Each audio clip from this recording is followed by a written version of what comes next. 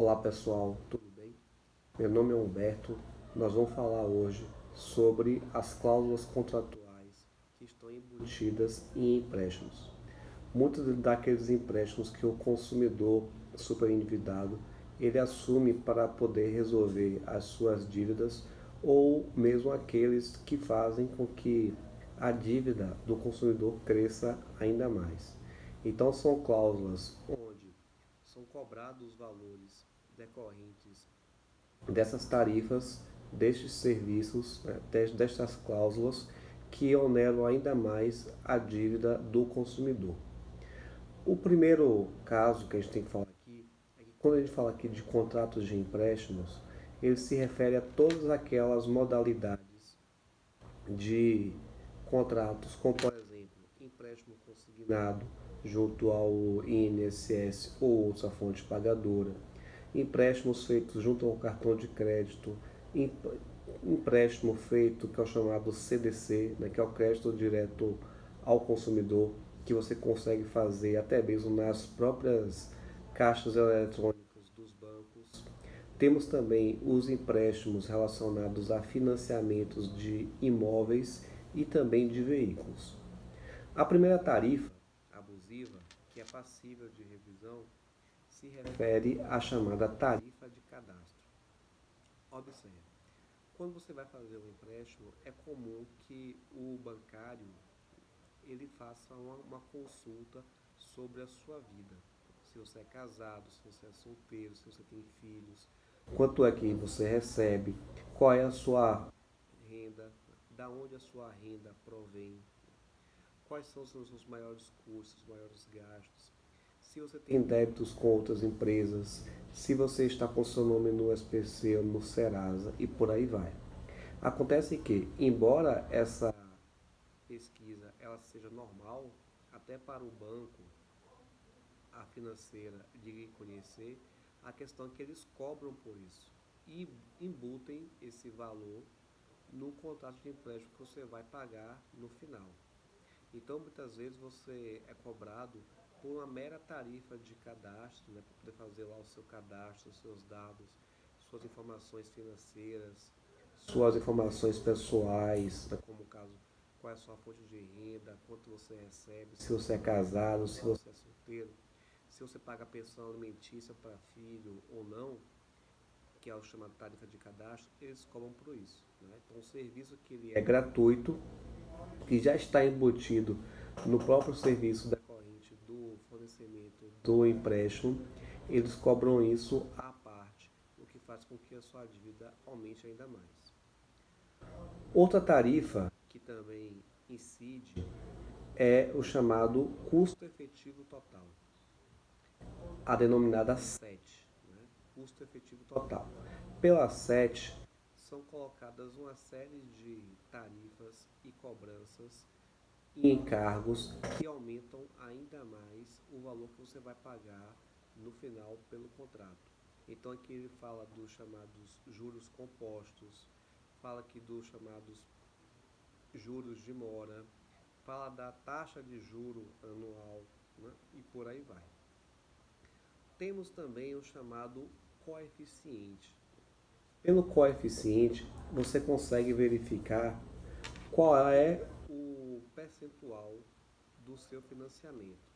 Então, por exemplo, se eu tenho um coeficiente de 0,9, por exemplo, então o que, é que eu vou fazer? Eu vou multiplicar o valor total do meu crédito por 0,9, que aí eu vou saber qual vai ser o valor da minha última parcela, certo? A partir disso, a gente consegue compreender o que? Né? Se o valor que o banco ele vai lhe cobrar é muito superior ao valor do crédito que ele vai lhe fornecer. Exemplo, se você tem um empréstimo de R$ 10.000 e no final, pelas parcelas, o valor que você vai pagar será de R$ 20.000, ou seja, o dobro.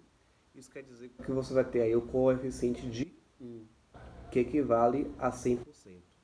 Se você, por exemplo, pegar um empréstimo de R$ 10.000 e ao final você pagar ao banco R$ 15.000 pelas parcelas, isso quer dizer o quê?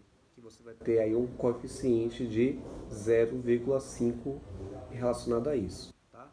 Então, pelo coeficiente, você tem como saber qual é o percentual, qual é a margem pelo qual o banco ele vai ganhar em cima do crédito que ele vai lhe fornecer neste empréstimo. Outra questão importante que a gente tem também se refere aos chamados juros pré-fixados. Então, são os juros que são cobrados em cada parcela do empréstimo que você vai pagar. Esses juros eles podem ser estipulados em juros mensais, por exemplo, juros de 3,5% ou juros de 4%. Então essa vai ser a taxa de juros que você vai pagar por mês sobre a parcela. Ao final, ou melhor, em cada ano, no período de 12 meses, você vai ter lá uma taxa de juros aplicada de 40%. Acontece o seguinte, muitas vezes essa taxa ela é abusiva por quê?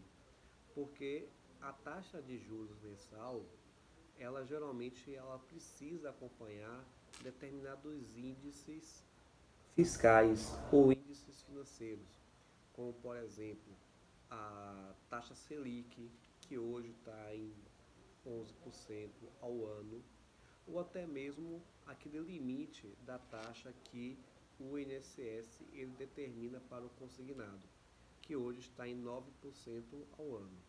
Então, se você tem um empréstimo cuja taxa anual ela é de 40%, então ela é muito além, né, 4 vezes mais o valor que seria pelas condições econômicas e financeiras do Brasil hoje.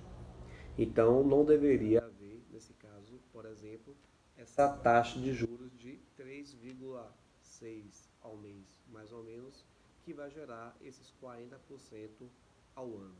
Tá?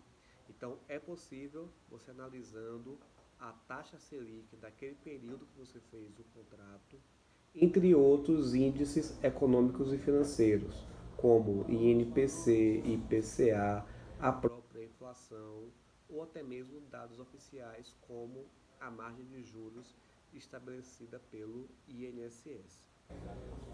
Por fim, a gente tem um imposto, né, que não é uma tarifa bancária, né, é um imposto que é o IOF, Imposto sobre Operações Financeiras.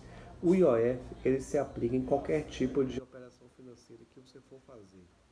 Empréstimos, compra no cartão de crédito, saque de TED, de DOC, apesar de que isso aqui está acabando, compra de câmbio, como dólar, euro e por aí vai. Todas essas operações financeiras têm a incidência do IOF. Mas aí você vai me dizer, e pode fazer uma redução do imposto? Pode. Como? Porque o IOF ele é calculado a partir de uma percentagem sobre o valor do empréstimo. Então, se você tem um empréstimo cujo crédito que você recebeu é de R$ 10.000 e o empréstimo ao final vai gerar um débito para você de R$ 20.000, então o IOF é sobre R$ 20.000. Só que você sabe que esses R$ 20.000 que você vai pagar, na verdade, ele está recheado de abusividades, né? De cláusulas leoninas, cláusulas passíveis à revisão. Então, se você conseguir, por exemplo, reduzir o empréstimo ao final de 20, reduzir para 15, para 16, para R$ 17.000, então o IOF também deveria e deverá ser menor. Não deverá mais ser sobre 20, mas sobre aquele valor específico que você conseguir reduzir. 16, 17, 15 e por aí vai. Tá certo? Então quem gostou do nosso vídeo, curte, segue o nosso canal, que na próxima tem mais dicas sobre direitos do consumidor super endividado. Um abraço.